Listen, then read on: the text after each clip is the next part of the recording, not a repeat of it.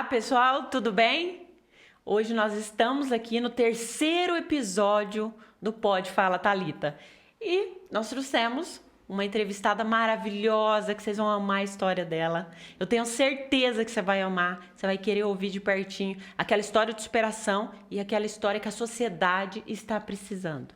Certo? Então fica ligadinho aí. Você que já curte, manda para os seus amigos, para as suas amigas.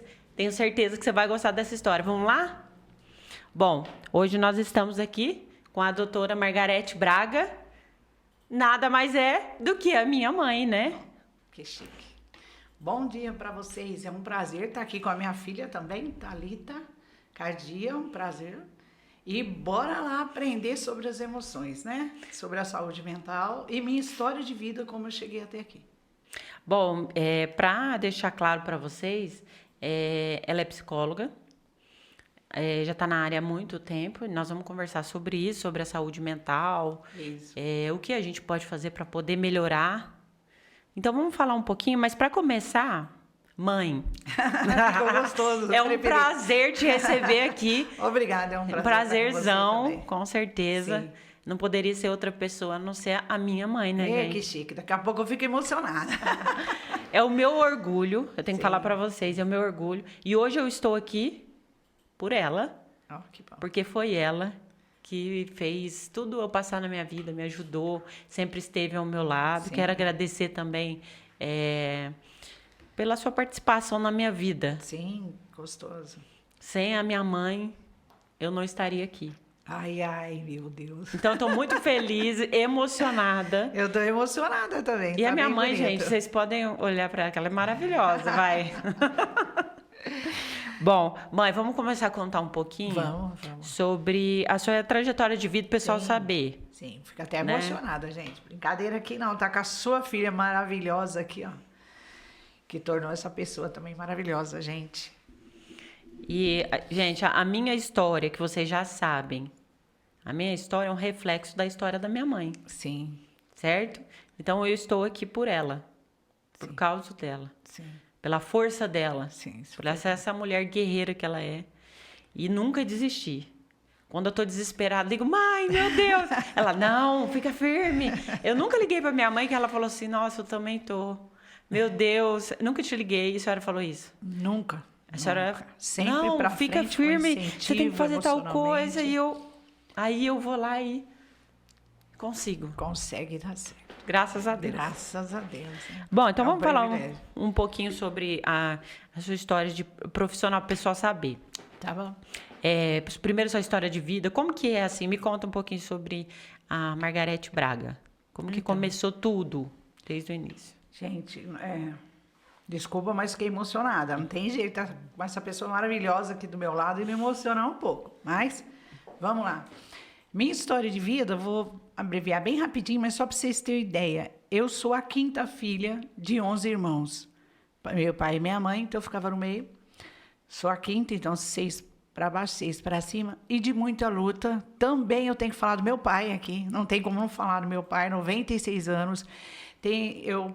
Essa personalidade, né?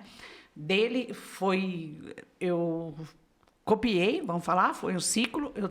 Ele leva a gente embora para frente e eu também levo meus filhos e vou também, né? Então teve sim muita superação, porque eu era uma pessoa simples, meus avós já eram evangélicos e nós seguimos ali naquela tradição. Quando eu casei, tinha 17 anos, sem experiência nenhuma, gente. Vocês não têm nem ideia que é não ter uma experiência. Mas com a firmeza que meu pai e minha mãe me ensinou, foi muito bom. Eu fui embora para frente, né? E eu gostava muito de estudar. Até meu pai falava, você tem que continuar estudando, gente. Mas eu parei. Eu parei na 8ª série, não estudei mais.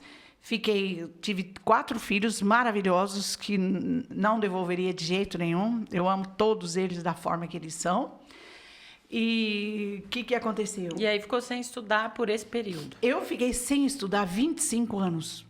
E eu sonhava que estava estudando. Então, eu sonhava. Então, o seu objetivo era estudar? O meu objetivo na vida é estudar, pôr meus filhos para estudar. Mas a senhora nunca pensou assim, por exemplo, um dia eu vou estudar, eu falava, eu vou estudar, mas tinha essa força de que Eu tinha vou essa força estudar. que eu vou estudar. Por isso que ele ficava no meu inconsciente. Eu sonhava que eu estava na sala de aula. Então, ele me acompanhou. E não é por falar, mas era uma ótima aluna. Então, até os professores falavam, né, parar de estudar para casar. Mas naquela época era assim. Só que o meu sonho de estudar estava dentro de mim. Então, eu comecei a trabalhar. Eu aprendi a costurar, mas não para fora, para minhas filhas. Depois elas eram pequenas, nós fomos embora pro conservatório. Eu levantava cedo de manhã, gente. Eu tinha que estar na porta do conservatório, 6h30 da manhã, para ser primeira. A Thalita, uma gracinha, gente. Ela nem sabia as notinhas, mas ela estudava por desenho. Estudava música, né? E estudava música. Outra coisa que ninguém sabe, a gente estudava música com um papelão desenhado. Era. Não tinha instrumento para a gente estudar.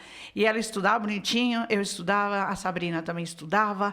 Chegava lá no conservatório, a gente dava tudo e a gente passava a matéria.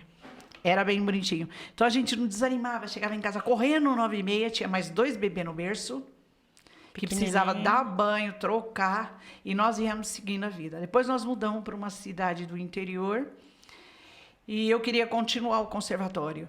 Aí, eu fui nessa cidade, continuei o conservatório, são 10 anos de conservatório, não é Só brincadeira. que nessa cidade que a gente mudou, tudo ficou mais difícil, né, naquele momento, né? Sim, naquele momento... Porque é cidade pequena.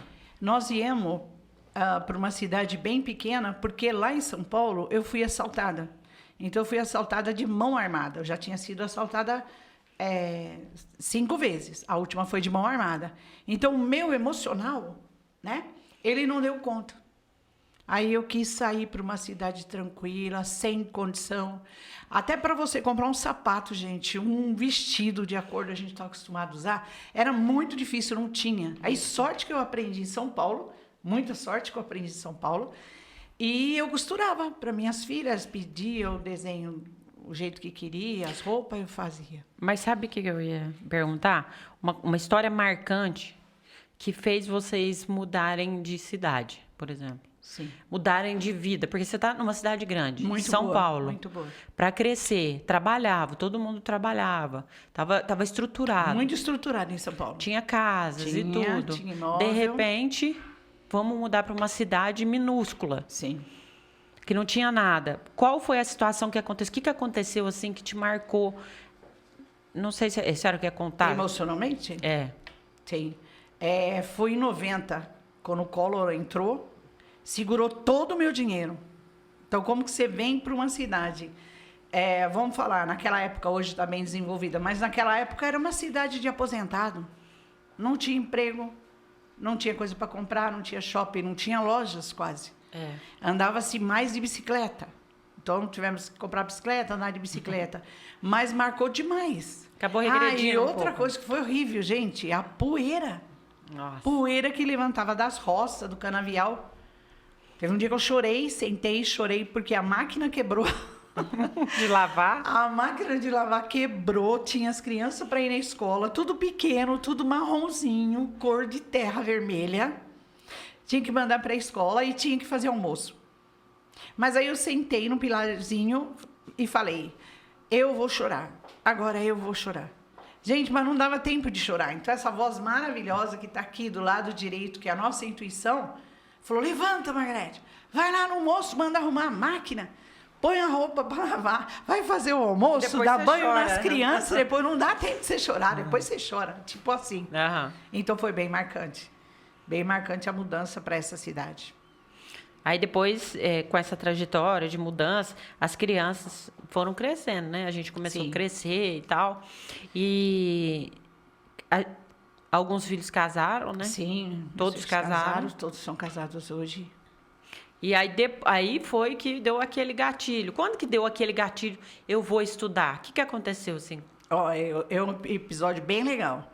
Eu mudei para a cidade de São Joaquim da Barra e fui fazer o conservatório. Aí a diretora falou, olha, gente, quem tiver 2º grau vai receber o diploma. São 10 anos. Quem não tiver 2º grau vai pegar certificado. Aí eu falei, eu não vou pegar certificado. Certificado tem um valor, um diploma é outro. Tá estudando e não ia pegar o diploma. Eu não ia pegar diploma, ia ser certificado. Então, o que eu fiz? Eu corri na escolinha de comércio que tem nessa cidade, me matriculei. Do nada, peguei a bicicletinha, pé na bicicletinha, e fui e matriculei. Meu marido falou, onde você vai? Eu falei, eu vou estudar, porque eu quero diploma. Então, esse foi um gatilho para mim terminar de estudar. Aí eu fui, terminei, fiz o colegial, peguei, consegui o conservatório, terminei o conservatório em 2004, terminei, graças a Deus, 10 anos de conservatório. Só que aí deu um insight, bem legal na cabeça. Eu estava no escritório com vocês, né, vocês lembram? Aí era aquele telefone fixo da época, ligou para mim, e como falava alto, todo mundo ouvindo. E a moça falou, Margarete, você passou aqui na faculdade, você pode vir estudar. Então a senhora tinha feito a inscrição, mas não avisou ninguém. Sem contar para ninguém, porque se eu não fosse aprovada, ninguém ia saber. Ah, filho. Aí foi Aí todo mundo ouviu. Nossa, todo mundo ouviu, você lembra que felicidade? Mãe, a senhora vai pra faculdade, mãe, a senhora... Foi muito 10, gente. E o legal de tudo é que a senhora começou a fazer faculdade nisso, seus filhos já eram casados, mas nenhum fez faculdade. Nenhum tinha faculdade. E aí, nem seus irmãos. Então, não foi... É uma história, assim, que... Incentivo, superação. Isso. Ninguém fazia faculdade, de repente. Não. Escuta a ligação. Você passou, você vai entrar na faculdade. Foi assim. Foi um marco, né? Foi uma Porque ninguém evolução. esperava. Uma evolução muito grande. Muito grande. Isso era mais igual, né? E eu peguei firme, gente. E nessa época eu tinha 41 anos. É isso que eu ia perguntar. Quantos anos a senhora tinha? Porque a senhora já tinha até neto. Eu tinha neto. Já tinha os netos. E uma superação. Ainda quando eu cheguei na escola, na faculdade, eu falei pro professor, meu Deus, só tem 3 pessoas de idade. Eu vou dar conta? Ele falou, vai pela sua experiência de vida. Sua experiência de vida, a senhora vai dar uma ótima psicóloga. Eu acho que ele profetizou para mim, foi bom. E essa época, então, de faculdade aí... Ah, então, o que eu ia te perguntar? Pode perguntar. A senhora fez estágio, né? Então, os estágios que foi bacana, gente. Olha, eu fiquei 5 anos na casa da criança, maravilhoso, aprendi muito, muito com as crianças, amo as crianças e falo que eles aprendem, eles levam para frente aquilo que aprenderam na psicoterapia. E fiz esse estágio mais 5 anos no CAPS, maravilhoso. Conheci psiquiatra, neuro, as enfermeiras. Foi um marco na minha vida, porque eu não aprendi só na teoria, foi na prática. E eu ia de bicicletinha, tá, gente? Tudo bicicletinha. No fórum também, né? Aí depois também fiz 2 anos e meio no fórum. Tudo junto, gente, ao mesmo tempo. E eu ia de bicicletinha, meus filhos falavam, mãe... Porque tinha o fórum, eu não era remunerada, e nem na casa da criança também não. Só era no CAPS. Senhora vai lá, mãe, nesse sol, que é um sol, né, na minha cidade... Senhora vai de bicicletinha. Eu falei, eu vou de bicicletinha, gente. Essa superação. E não falar assim, eu não vou porque eu não tenho carro. Uhum. É nem que fosse a pé. Eu iria. Para aprender, eu quero. Aí eu deixei para falar por último, gente, do fórum, porque o fórum é sofrido. O fórum é sofrido. Eu ia toda quinta-feira no fórum. Certinho. E... Teve um tempo que as meninas da faculdade falaram, Margarete, toda quinta-feira você chega acabada. Aí eu falei, eu vou prestar atenção no que eu faço na quinta-feira. Vou prestar atenção. Porque deve ter alguma coisa que eu chego acabada. Gente, aí eu fui perceber o quê? Fórum. Causas difíceis, crianças difíceis. Situação mais crítica, né? Mais crítica. Bem diferente de uma saúde mental quando é patológica, né? Ali já vai ser uma saúde emocional bem do sistema nervoso mesmo, da criança. E a psicóloga tinha 18 anos de experiência e ela percebeu que eu me dava com criança, porque tenho, graças a Deus, 4 filhos, mas olhei 5 irmãos. Então, com experiência com criança, para mim era fácil ver eles desenhar, falar. Então, as situações que eles não tiravam das crianças, eles falavam, vai lá, Margarete, naquela salinha, senta com eles para eles desenhar. Gente, isso foi uma experiência maravilhosa. E aí era aí que eles se abriam, né? Aí eles se abriam, falavam, hoje se você desenhar qualquer coisa, eu vou te falar o que tem no seu inconsciente. Nossa. E outra coisa que eu ia lembrar, quando que a senhora ia para a escola, para a faculdade, né? E aí a família inteira ficava, não vai hoje, falta. esse A gente quer reunir. Mas a senhora não faltava de jeito nenhum. De Todo jeito dia nenhum. queria ir na faculdade. Todo E a gente falava, por favor, falta hoje. Nossa, não vou faltar. Gente, eu vou contar, já que a Thalita falou. E pior que ela é culpada e o pai dela, tá? Mãe, essa sexta-feira a senhora não vai na faculdade. Essa sexta não. E eu falava, eu tenho que ir. E pior que era psiquiatria. Não fui. Faltei esse dia também. Foi um dia que ficou marcado para nunca mais faltar. Nunca mais eu faltei. Então, o que aconteceu na hora da prova? Na hora da prova, o professor veio, aí eu chamei, né? Professor João, por favor, o senhor pode vir aqui? Ele já veio de longe, sorrindo para mim. Sorrindo. Aí eu falei, ó, professor, ó, essa pergunta eu não sei. Eu li os livros, eu li os xerox, eu li meu caderno de anotação. Eu li tudo, professor, mas essa questão não tem. Ele falou, eu sei que não tem essa questão, porque você faltou naquela sexta-feira. Até os professores sabiam que já não faltava. Até os professores não queriam que eu faltava. Mas imagina como eu fiquei a hora que cheguei em casa dando bronca na Thalita e no meu marido. Por causa de vocês eu perdi 1 ponto. Gente, mas era 1 ponto que eu não queria perder. Então é essa Margarete aqui, que é essa Thalita aí que também não quer perder ponto. A gente não aceita. Só se for muita, a causa for muito grande, né? A gente aceita. Sim. Mas chegou bimestre que eu falei para os professores, tá, eu tô com 11, 12 pontos, 13. O senhor vai guardar um pouquinho? Aí eles riam, né? Falei, guarda um pouquinho desse ponto pro mês, pro bimestre que vem, porque superei os 10. Mas isso daí é muito esforço, gente. Mas aí veio a formatura, arrasou, foi maravilhoso. Todo mundo, a família inteira foi na sua formatura. Um sonho. Pra gente foi um orgulho, nossa mãe formando. Todo mundo queria tirar foto com o cabelo. E aí a gente fez, foi no restaurante, fazer festa. Foi maravilhoso, né? Foi 3 dias de festa, né? 3 dias de festa com a minha família. Tem foto, foi churrasco, foi restaurante, foi na faculdade. Só de você pegar no canudo, gente. Você pegar assim no canudo. Aí eu dediquei pra minha mãe, tá? Porque na época minha mãe tinha falecido, né? Não tinha mais mãe. Verdade, o que... motivou também. Motivou foi isso que eu ia falar. Foi a adoção, né? Eu quis me doar para outra pessoa, porque eu doava muito para minha mãe. Quando a senhora perdeu a sua mãe, foi a hora que a senhora falou, eu vou ter que me encontrar em alguma coisa. Isso, foi. Eu fui me encontrar. Foi isso aí mesmo. Aí na hora que eu peguei o diploma, foi para ela, porque ela sabia que eu queria estudar. Então, ela era uma pessoa que me incentivava muito. Era meu pai, até hoje, meu pai pergunta. Se for no meu consultório, tem quase 40 certificados lá na parede. Aí, quando eu vou visitá-lo ali em São Paulo, ele fala, tá estudando, Margarete? Eu falo, tô, pai. Agora eu estou numa pós-graduação em Libras, gente, na minha idade. E eu tô aí estudando. É bom que não para de estudar. É bom que não para de estudar.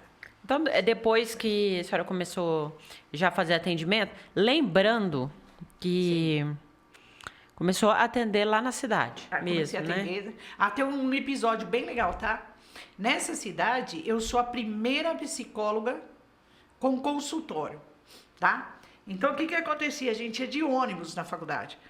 Aí, quando eu falava assim, estou fazendo psicologia, toda a mocidade ria de mim. Mas aqui nessa cidade pequena, gente, como que você vai trabalhar, Margarete? Ninguém vai no seu consultório. Meninas, foi 5 anos no meu pé. E eu falei, eu vou abrir o meu, o meu vai ser o primeiro de psicologia. Gente, agora tem um tanto de consultório lá, hein? Copiaram a Margarete. Incentivou e trouxe o pessoal até para fazer esse curso, porque esse curso, ele não era tão assim... Não era muito e o pessoal não procurava muito. Falava, psicólogo, nossa...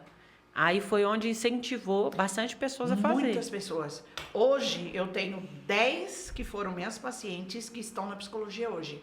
Já tem 2 pacientes formadas. Uma era uma moça de 12 anos, que ela se cortava. Aí encontrei ela na aula de inglês. Eu falei, mas e aí? Você não colocou no Instagram, né? O que curso você está fazendo? Ela olhou pra mim e falou, mas que curso, Margarete? Olha como eu era com 12 anos quando eu vim pra você. Essa já formou psicóloga também. E nessa cidade pequena que não ia ter consultório. E hoje em dia, quantas graduações já tem? A senhora já tem? Olha, eu já fiz vários cursos, né? Que tem aí a da psicanálise, que é apaixonada, sistema nervoso, né? Que eu também sou apaixonada, trabalho com isso, não tem como não trabalhar. Tenho a pós-graduação também no Detran, tem também que agora eu estou fazendo Libras, Porte de arma? porte de arma, que eu tenho também o curso, e vários cursos que tem ali pendurado, né? Avaliação psicológica, anamnese, neurociências, que é uma coisa que eu gosto muito, cérebro, me falar de cérebro e emoção é comigo. Então, a senhora trabalha no Detran. É. E trabalho também, tem um outro consultório, gente, de um consultório que não era nada, eu trabalho também com psicoterapia. Dois, né? Você tá com dois consultórios já. Sim, já 2 consultórios, isso para quem não era para abrir nenhum. Então é isso que eu gosto de mostrar para vocês, um incentivo. Nós temos que ir para frente, não dá tempo da gente ficar olhando do lado. Entendi. Mas aí, com a experiência toda hoje, já quantos anos já faz que você tá na área, assim? São 15 anos. Bastante, né? 15 anos, se contar os estágios, vai dar mais ou menos uns 20 anos, 18, 19 anos, contando. E nessa trajetória toda,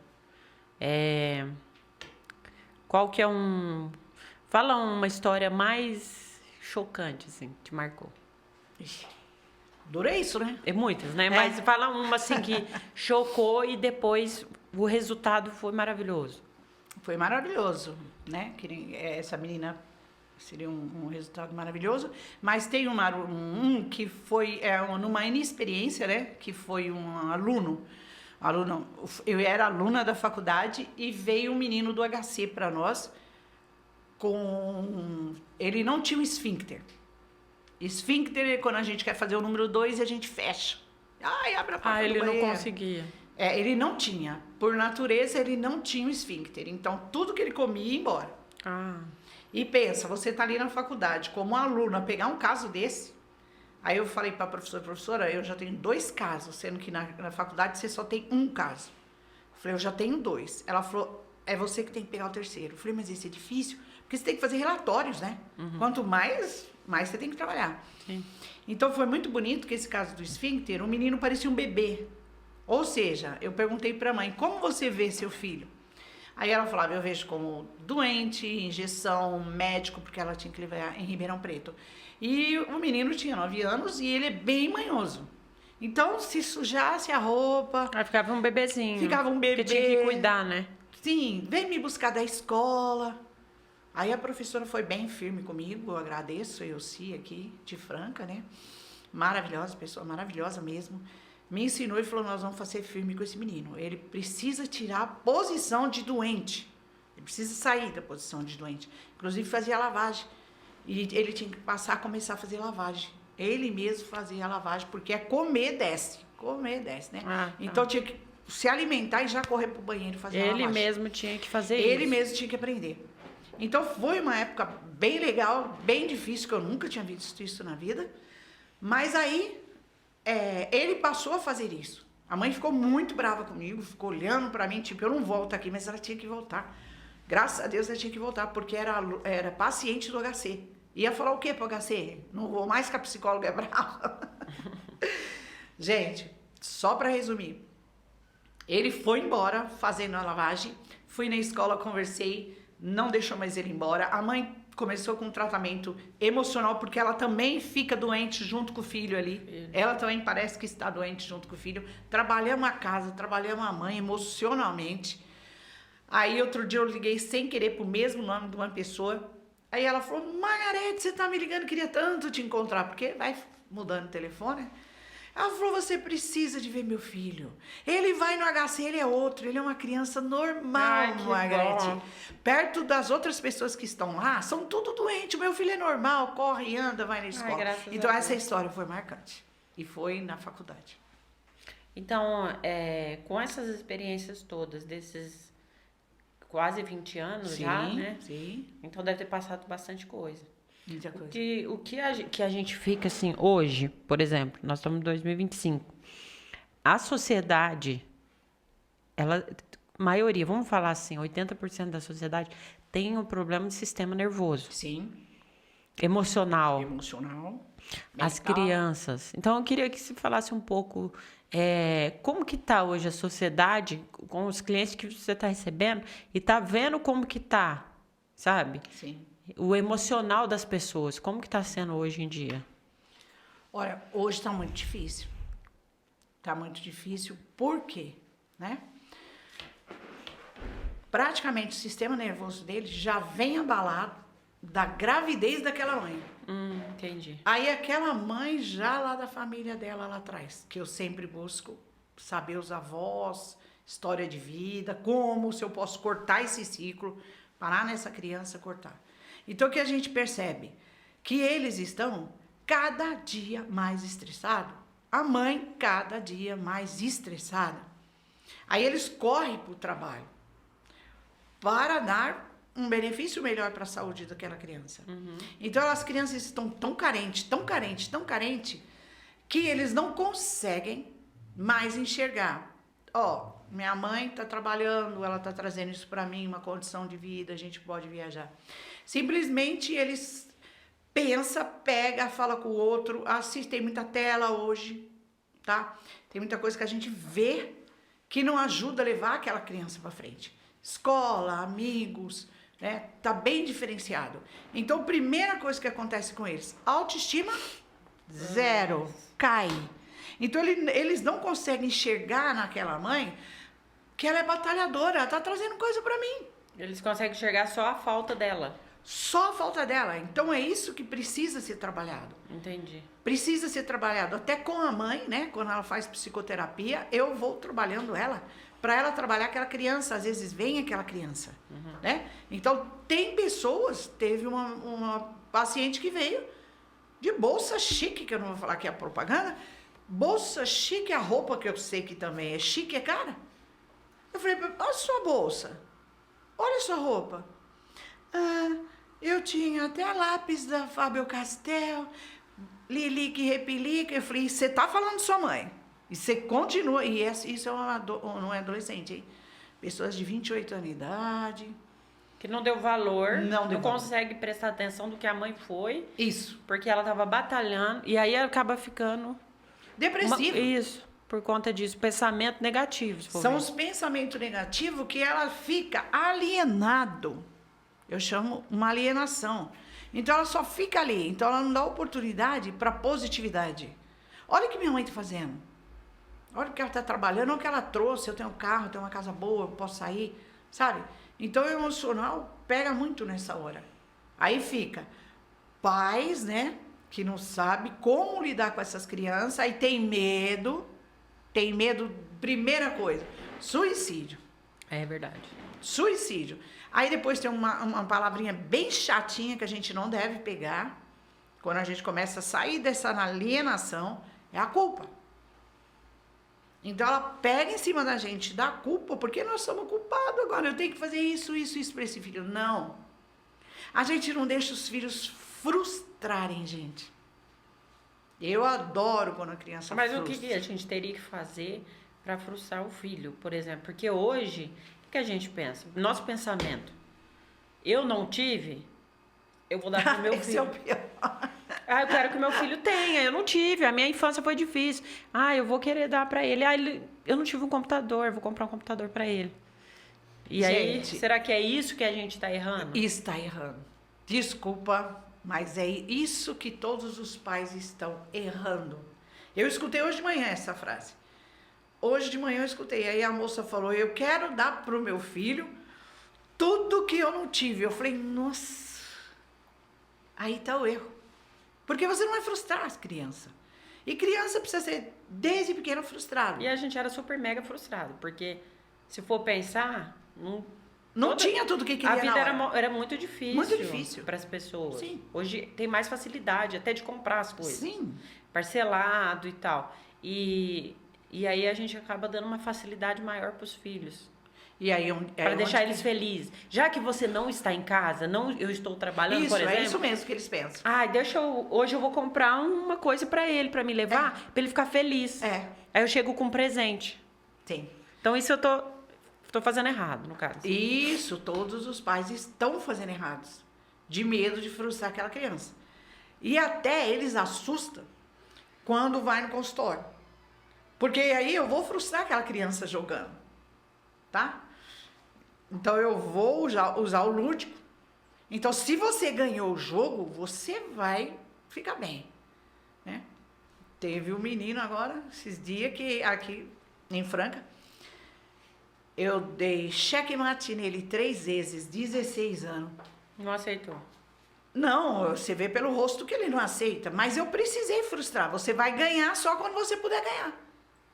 Eu não vou abrir mão. Ai, Margarete, mas ele é pequenininho. Deixa ele ganhar. Não tem aqui. Não tem aqui. Agora, gente, olha que bonito. Quando eu faço o trânsito lá, que chique que é. Eles batem na porta. Eu falo, o que você está fazendo aqui? Aí eles falam, eu vim com você. Ainda bem que eu caí com você. Eu vim tirar a carta. Eu falo, mas aí eu tô ficando velha. Tô ficando velha, menino. O que você tá fazendo tirando carta? Quando eu vou olhar, gente... O exame é maravilhoso, não tem problema emocional. Seu paciente antigo, é isso? Foi meu cliente antigo que eu jogava cara a cara com ele. Ah, entendi. Só que tem que lembrar que criança, ele melhora o emocional. É diferente de um adulto.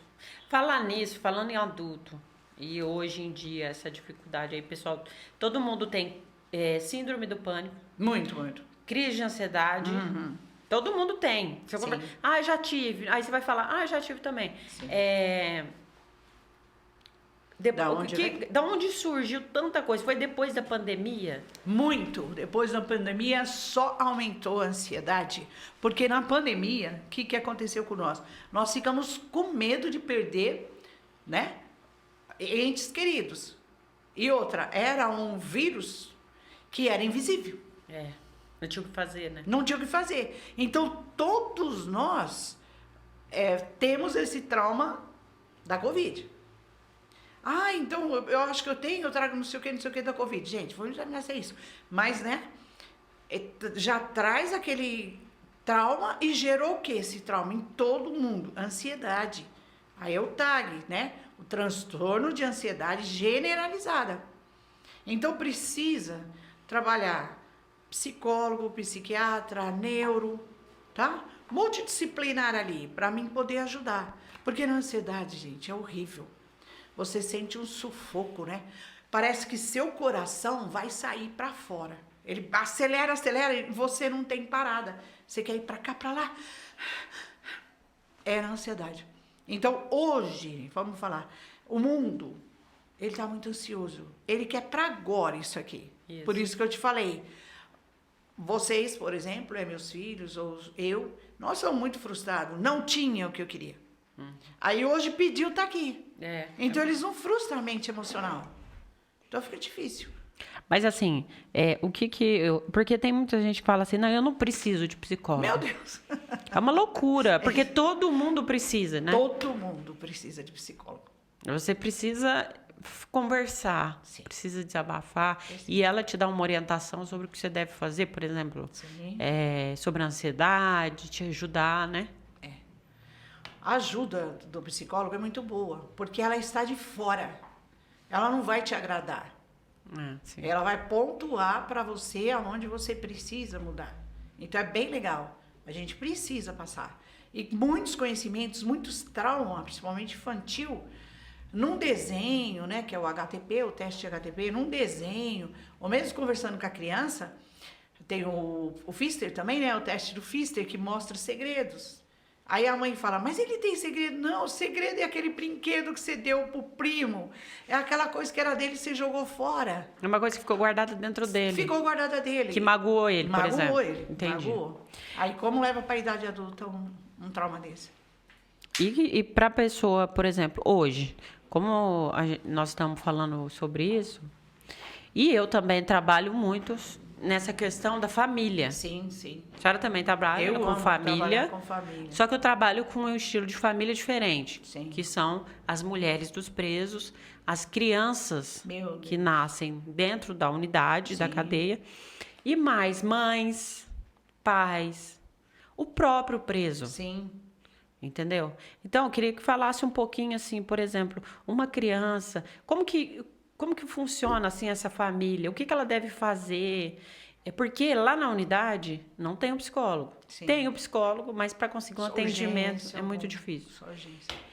E aí, é o que eu sempre falo. Essas mulheres que visitam os presos, para mim, na minha opinião, elas são guerreiras. Muito guerreira. Muito. E os filhos também E são elas, guerreiros. elas levam os filhos, elas não Sim. faltam. Sim.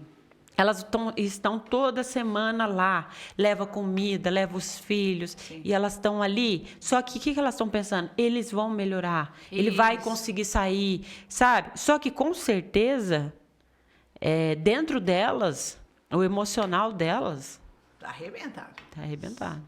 Então, o que elas podem fazer? Por Elas exemplo, ela tem levam filho. migalhas quando ela vai na cadeia. Cada vez mais migalhas. E precisa juntar. O que elas devem fazer para elas poderem melhorar o emocional? O que elas têm que fazer, assim, em tipo pensamento? O que elas fazem? Qual a técnica que elas deveriam fazer, pelo menos para ajudar elas, né? Sim. Olha, técnica principal para qualquer situação emocional, qualquer uma situação, respirar muito fundo. Puxar, então levantei. Hoje é dia de visita, eu levantei, eu já começo a respirar. Vai dar muito certo. E não vai dar para olhar aqui do lado e nem para trás. Não vai dar mais para olhar. Mas antes eu tinha uma vida assim, não dá mais. Não dá porque aquela pessoa caiu naquela situação. Certo. Certo? Então não dá. Então, mesmo se tiver pessoa do seu lado que te puxa, você não devia ir, não leva não sei o quê. Não ouve. Não ouve, porque aquele é sua família, né? E também ninguém quer cair ali porque quer, O que é? né? Foi algo do emocional dele também que aconteceu que ele caiu, né, numa situação dessa. Querer todo mundo ficar preso ou alienado num lugar, ninguém quer. Ninguém quer. Então, a mente também daquela pessoa que está presa também sai em pedaços. Então, quando ela fica ali, ela tenta juntar uns pedacinhos. Né? Ah, quando eu era pequeno, alguma coisa. Então, mas se deixar, ele fica um negativo. Então, não dá. Pode ver que muitos estudam. Eu estou na cadeia, eu vou trabalhar, eu vou estudar. Eles são guerreiros, se você for pensar. Eles são muito guerreiros. Eu quero sair de vida, eu quero mudar de vida. E as mulheres? Eu amo meu marido. Eu amo, eu tenho aqui esses filhos, ó. Aí ela trabalha as emoções do filho também. Filho, nós vamos ver o papai vai sair. Foi algo que aconteceu com ele. Foi uma tragédia na vida dele, mas que pode ser consertada. Agora eu falo, não dá para consertar mais se a pessoa morreu. Sim. Aí acabou o ciclo. Mas fora disso, é respirar, gente. Trabalhar e ir, ajudar, e eu estou de volta. Porque na sociedade, nós temos muitas pessoas que foi antes, ex-presidiários, que você nem diz que eles são. Que ele superou, né? Superou. Então, o pensamento, igual eu te falei que eu ia na faculdade e ficava muito triste, que eu ficava olhando as crianças desenhar. Para eles é difícil não ter pai. Ali presente, e saber que o pai dele está ali. Então ele não olha o pai, isso que tem que saber bem. Ele não olha o pai como um malfeitor ou como uma pessoa com muito defeito. Eles não enxergam. Para eles é um herói. É um herói. Do mesmo jeito. Do mesmo jeito que para nós foi nossos pais. Então, se a sociedade também ajudasse a olhar dessa forma, talvez, né, não teria tanta criança dessa forma. Seria um olhar mais humano. Seria um olhar mais humano, ter mais compaixão. Não, mas ele vai superar, ele caiu nessa situação. Olha, você faz diferente. Então, mostrar para a criança um olhar diferenciado, com mais compaixão. Se colocar no outro. Mas eu nunca fiz isso, você não sabe. Então, hoje a gente não sabe que passo que nós vamos dar. É tão difícil porque tudo pode acontecer, né? Tudo pode acontecer na nossa vida. Sim. E a gente não sabe, né? Que nem eu, por exemplo, no assalto lá, eu achei que ia ficar quietinha. Mas quando ele demorou e falou assim, nós temos uma madrugada inteira, eu fui em cima do moço. Que estava assaltando. Mas na minha vida, Eu queria matar o moço. Mas na minha vida, ou depois contei pra minha mãe, ela ficou horrorizada. Mas não é, gente. É a situação do momento. É a emoção. É a emoção do momento muito forte. Sim, a pessoa, o emocional da pessoa, né? O emocional. Sai fora de si. Sai fora de si. Sai fora, porque a gente fala para paciente também. Aí eu falo, ó, você vai ver só depois que você fez. Então, cuidado. Você vai ver só depois que você fez. Aí, muitas vezes, ele sente e conta, eu não sei porque eu fiz isso, doutora. Eu não sei porque eu fiz. E acaba acontecendo coisas que não era para acontecer. Que ele não esperava. Ele não queria fazer. Sim. Então, tem muito dessas histórias ali dentro. Então, se a gente tivesse um olhar diferenciado para as pessoas do cárcere, para a família, seria um outro olhar diferente. Eu acredito que sim também. Acredito muito nisso. Eu acredito muito, muito. Eu atendo muito cliente e as famílias, a gente vê, assim, as crianças, sabe? E eles amam os pais. Amam os pais. Morrendo de saudade do meu pai. Sim, eu quero meu pai. E o pai chora também. Chora. Então não adianta querer falar, né? A gente dá um olhar mais humano. Mas uma coisa que eu acho muito legal que a senhora fala, e quando a senhora explica, aquela questão do lado negativo. Esse é bom. E aí que fala na nossa cabeça, Esse sabe? é O negativo e positivo. Como que é? Explica pra gente poder entender. Porque aí Ajuda bastante. As esposas, as cunhadas, vai poder fazer mentalmente. Sim. E fora a sociedade também, né? Sim. É igual eu falo sempre. Então, vamos lá aprender isso aqui, que é bem rico, né? Uhum. Dizem que o nosso ouvido, se a gente for olhar na Bíblia, que nós somos cristãos, lá na Bíblia está escrito, né? Que o ouvido, ele é ouro. Mas então, como o ouvido é ouro, tá? É que aqui no ouvido direito, eu tenho a voz da positividade. Se não quiser falar positividade, é a intuição. Eu vou fazer, vai dar certo. Aí você vai, faz. Nossa, eu sabia que ia dar certo, hein? Aí também a intuição pega e fala pra você, não vai. Principalmente mulher, quando fala pro marido, não faz isso, o bobão vai e faz. Aí você fala, eu falei pra você não fazer. É muito legal, porque a mulher tem uma intuição mais aguçada que eles. Então, meu filho, ó, se a sua mulher falou, você obedece, porque ela tá falando certo. Então, a intuição tá aqui na positividade. Só que ela é uma voz baixa.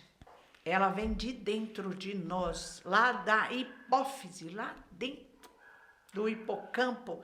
É um lado do neuro que eu amo de explicar. Então, ela vem bem baixinha, como uma intuição. Né? Então, todo ser humano tem isso? Todo mundo tem. Tá. Todo mundo. Às vezes a pessoa fala assim, eu não escuto a voz de Deus. Meu Deus, essa positiva é a voz de Deus te ensinando coisa boa.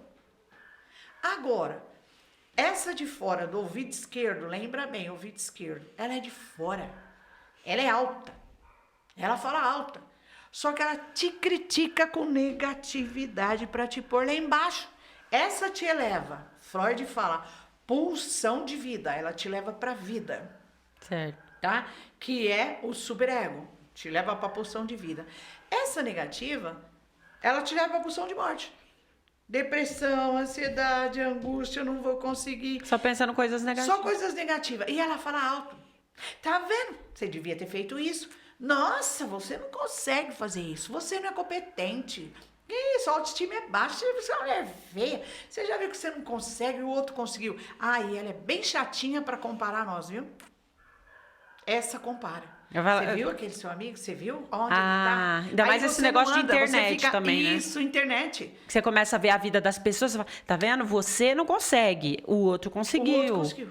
Não é nada disso, né? E não é nada disso. Aí você fica na história do outro numa alienação. Alienado. Tem um livro muito bom para se ler também, que eu amo também. Qual que é? Mais Esperto que o Diabo. Gente, tem até em áudio, de graça. Então ele aliena a gente fica ali só na negatividade. Então nós temos que ser esperto, porque ele entra nos nossos pensamentos e nós estamos achando, por exemplo, que a Margarete está conversando com ela mesma. E eu não estou conversando, eu estou conversando com duas vozes. Porque tem vez que a gente conversa sozinho, né? É porque a consciência, que é o ego, que o Freud falou, né? Ele tenta equilibrar essas duas doidas. Então, ele tenta equilibrar. Pera, calma. Não, essa aqui não é doida, não. Só essa aqui. E qual que pesa mais? O que pesa mais para deixar nós mais para baixo é o negativo. Então, é lutando o dia inteiro com o positivo. Eu vou na escola, vou fazer isso, eu vou na faculdade, eu vou continuar fazendo.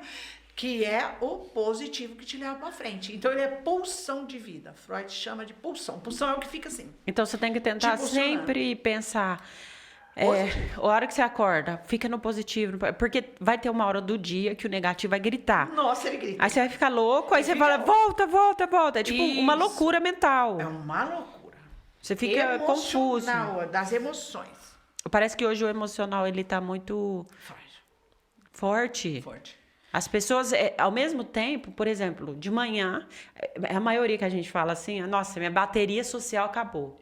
Isso. Não é isso. É que você de manhã, você acorda bem, acontece alguma coisa, você já cai na negatividade, aí você vai caindo, chega à noite, você tá depressivo. Isso, é isso mesmo. É isso que acontece. É isso mesmo. Mas tem um exercício que eu faço todo dia. Como que é? Todo dia esse exercício, todo dia. Então eu levanto, olho no espelho, vou escovar os dentes, eu já olho pra mim e converso comigo.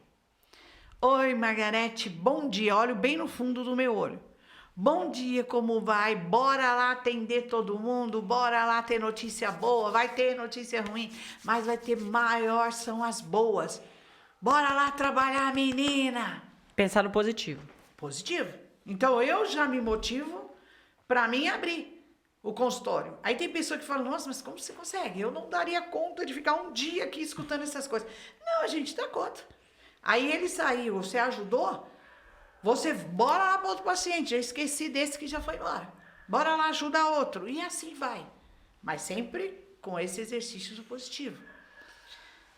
Certo. Então, uma coisa assim que a gente queria deixar, que eu queria falar também, nós estamos falando da saúde mental, Sim. das famílias em si, toda a família. Sim. Das crianças, que a gente se preocupa muito com as crianças. O que será do futuro das crianças, Sim. por exemplo? O que a gente deve fazer? Um conselho que daria para os pais. O que deve fazer para os filhos? Sim. Melhorar. Porque o emocional nosso já é ruim. Como que vai ser dessas crianças? É o que a gente pensa na geração. E quando a gente vê que uma criança está sendo tratada, o emocional dela, nós já agradecemos. Então teria que ir no psicólogo já de primeiro lugar. Já em primeiro lugar. Pequenininho. Tem um caso que você falou, o que motivou? Também dessa cidade pequenininha, eu tratei uma menina com 1 ano e 8 meses. Pensa 1 ano e 8 meses, vim em psicólogo, gente. Não sabe nem falar. Sabe nem falar. Ela falava, como era no lúdico, eu sabia, brincando com ela, ela arranhava o pai e a mãe, batia. E como ele era advogado, o conselho tutelar não ia na casa dele. 1h da manhã, os 3 brigando e batendo na menina. E ela apanhava para tudo, tudo. Essa foi uma história bonita. 1 ano e 8 meses. Tratei, ficou 9 meses comigo, foi embora. Hoje ela é uma gracinha.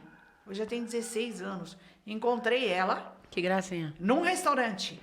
E a mãe dela é uma de que formou psicologia. Que legal. Abriu o consultório. Aí ela falou, Margarete, eu nunca esqueço de você. Eu nunca esqueço. Você vai viver na minha vida para sempre. Gente, ela tinha 1 ano e 8 meses.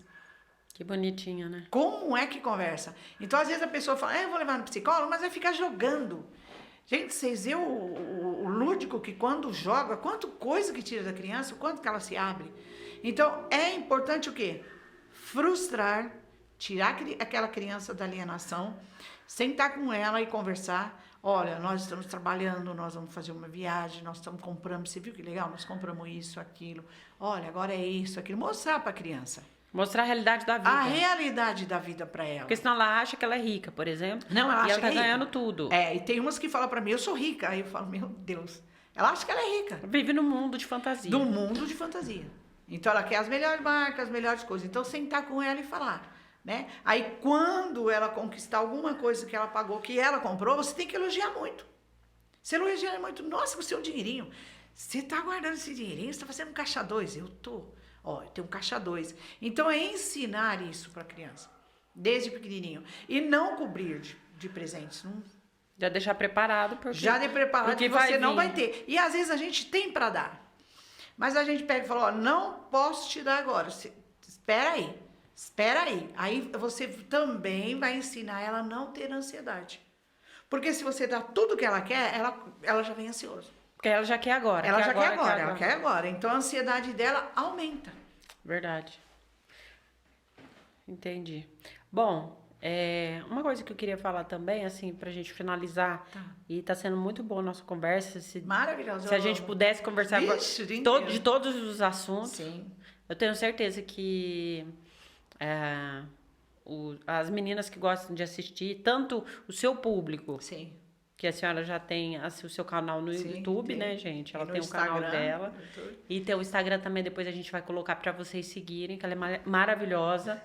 E eu vou falar, como a minha mãe, ela não pode me tratar, né? Ela não pode me tratar, porque senão com certeza eu ia na minha mãe. Mas, assim, de positivo que a gente ouve da cidade, do pessoal que trouxe resultado, muitos, não tem nem o que falar. Não. Inclusive, porque na época da minha faculdade, eu trabalhava como secretária sua, lembra? Secretária, sim. Então, eu vi os pacientes... Eu lembro que uma vez, não sei se eu posso contar, que eu tava sentada, então eu era secretária. O paciente tinha mega ansiedade, não sei o que ele tinha. E ele não parava de andar. Andava pra lá e pra cá, porque ele tava esperando a sessão dele, né? Aí ele não parava de andar e eu fiquei, esse cara tá louco, ele não para de andar. Aí eu te falei, Lucas, senta.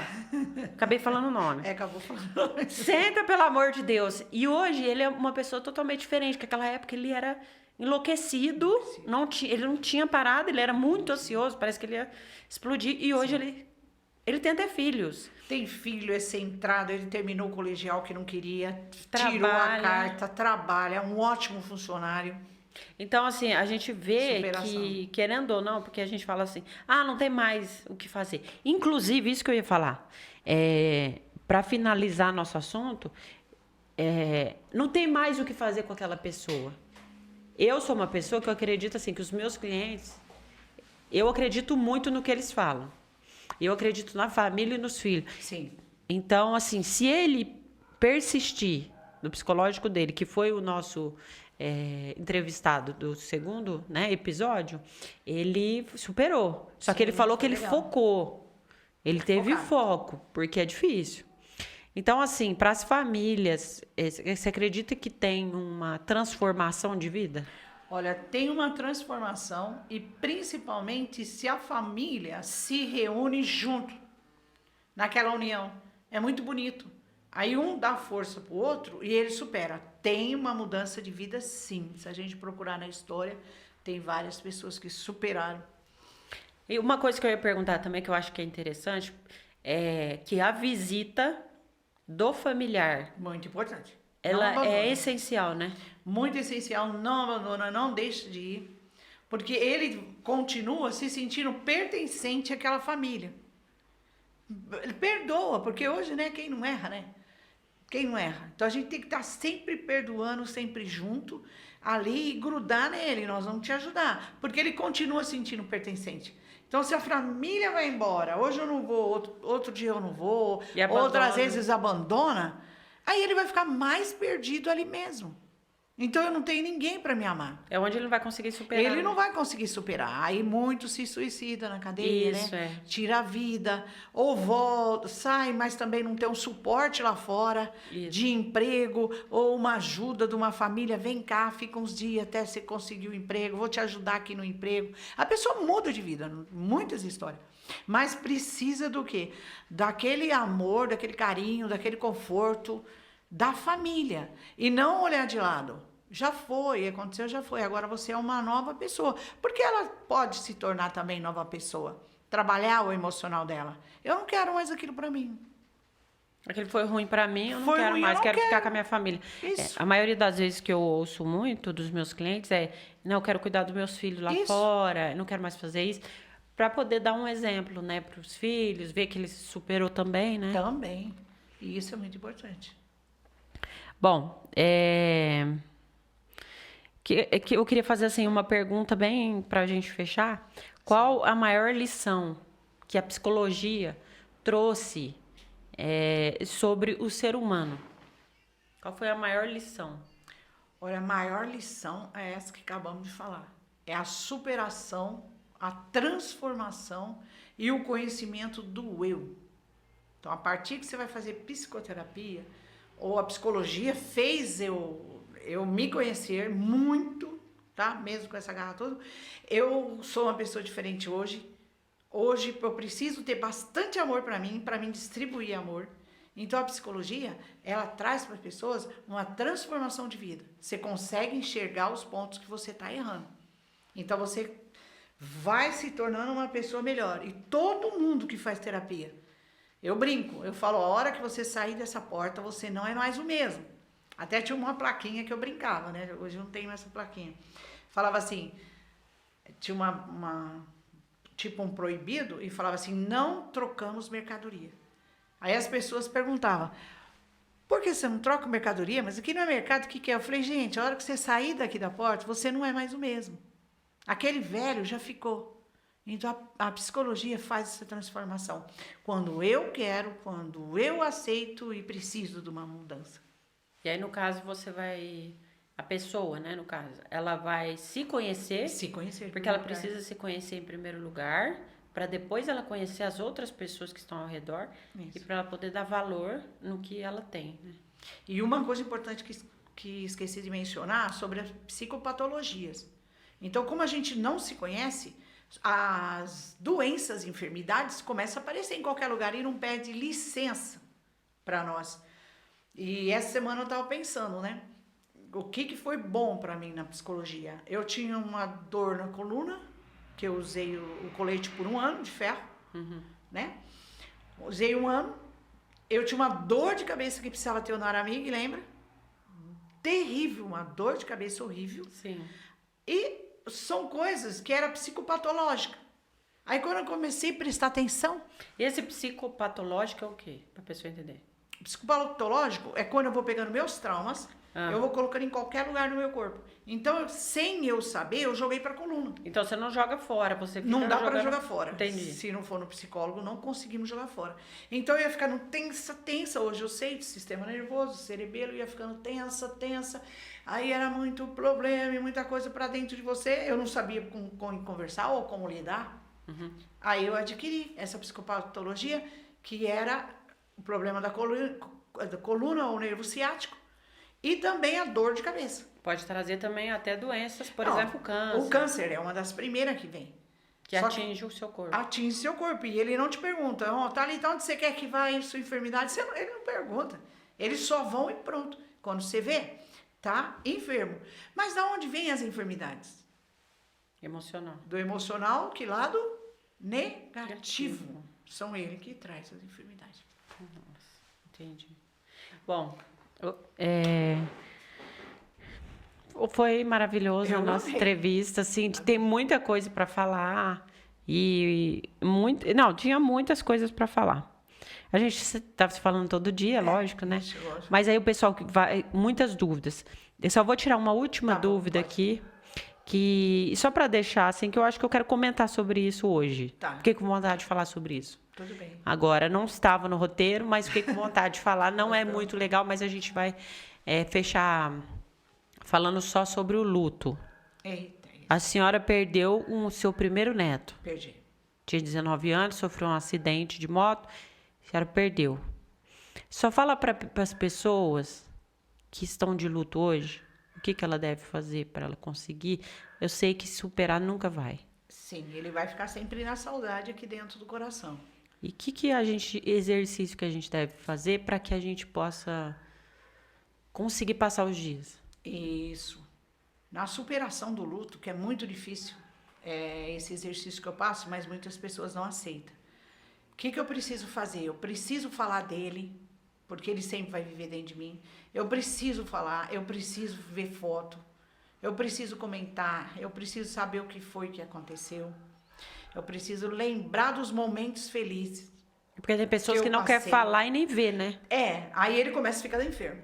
Aí vem a psicopatologia do luto. Ah, entendi. A primeira que vem depressão, a negatividade. Por quê? Não toca nesse assunto.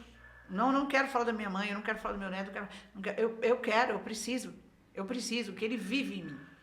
Ele vai ficar sempre a saudadinha. Então é uma foto, alguma coisa que eu vejo. Então não se proíba de ver, não se proíba de contar. Não vamos tocar nesse assunto, né? Não vamos falar nisso agora. Vamos falar nisso agora. Não, eu quero falar. Mas ele só vai viver se a gente fazer ele viver na gente. Fazer ele viver na gente. Então Senão ele não foi vai uma viver. pessoa importante para nós. Ele foi muito importante, né? Primeiro o neto cercado ali de todo carinho, igual tenho mais os outros que estão aí também, que eles riem, né? Que eles são... Aí, quer ver? A vovó vai postar aí, quer ver? Nós somos os diamantes. Eles são Meus os diamantes. Meus diamantes. Eles já até sabem que eu vou postar.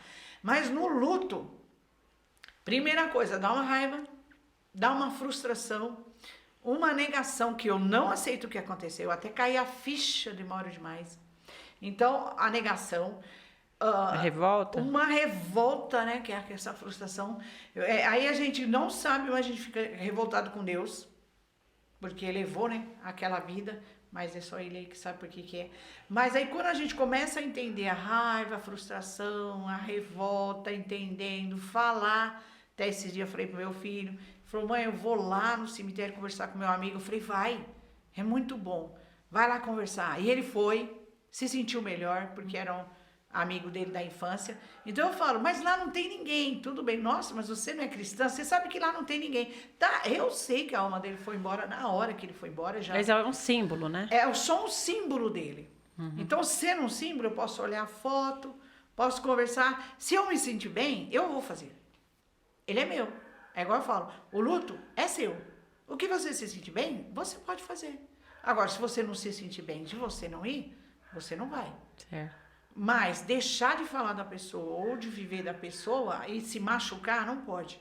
Porque onde ele tá, vamos falar, se ele estiver olhando para você, já pensou que é angústia.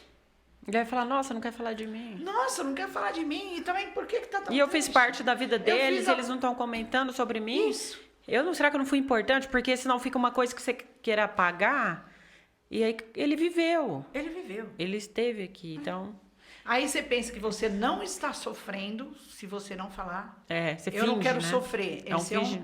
é um engano. É uma camuflando, negação. né? Você está camuflando, então é uma fase de negação.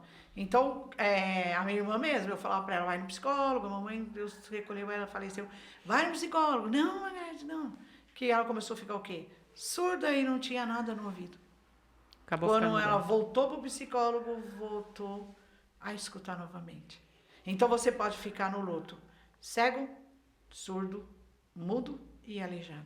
Nossa. E fora a depressão. Porque você não... É o que a gente fala? É elaborar o luto.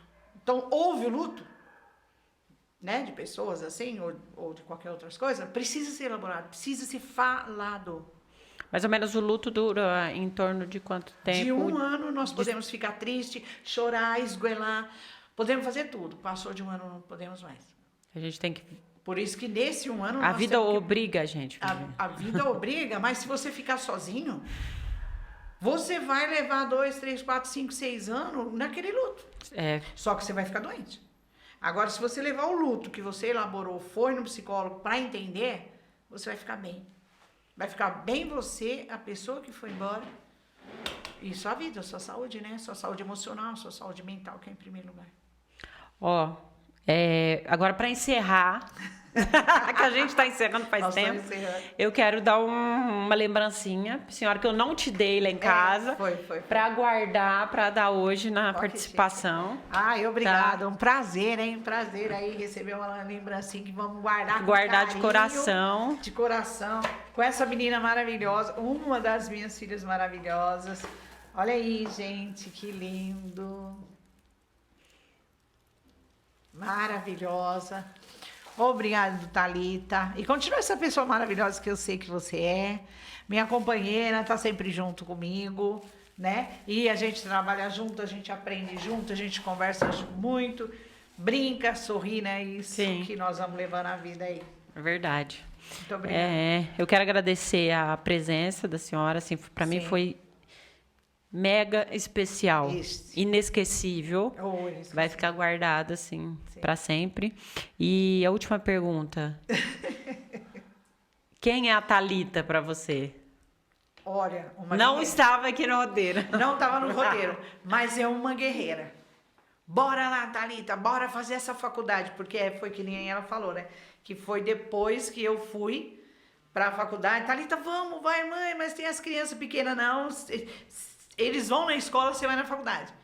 E eu estudava com ela muitas coisas de lei, eu sei, porque eu estudo, porque com ela eu converso, a gente fala de lei. Eles todos em casa sabem de psicologia, os netos sabem todas essas coisas. Então, ela é uma guerreira. Pode ser considerada uma guerreira. E também não para, hein? A hora que vem a tristeza dela, ela, quando você vê, ela já deu um pulo. A Fênix, posso comparar com uma Fênix? Quando você pensa legal, que a Fênix... que ela vai cair. Ela pensa que vai morrer, quando vê, ela troca. Até o bico, as asas, troca, fica em cima da montanha esperando restabelecer. Depois ela sai voando de novo. Ai, que maravilha. Nossa, gostei demais. Essa Fênix é chique. A gente pode marcar outro dia, mas muito obrigada pela presença, mãe. Maravilhosa. Eu que fiquei Margarete feliz. Braga, Fiquei psicóloga. feliz. Maravilhosa. Minha mãe. E aí, gente, esperando vocês aí, para vocês assistirem. Espero que vocês tenham gostado do nosso terceiro episódio. Bora para mais episódio. Ou para mais episódio, né? mais assunto. Tem muita coisa legal. Então tá bom, obrigado. Um beijo para vocês. Fica com Deus. Beijo para vocês. Beijos.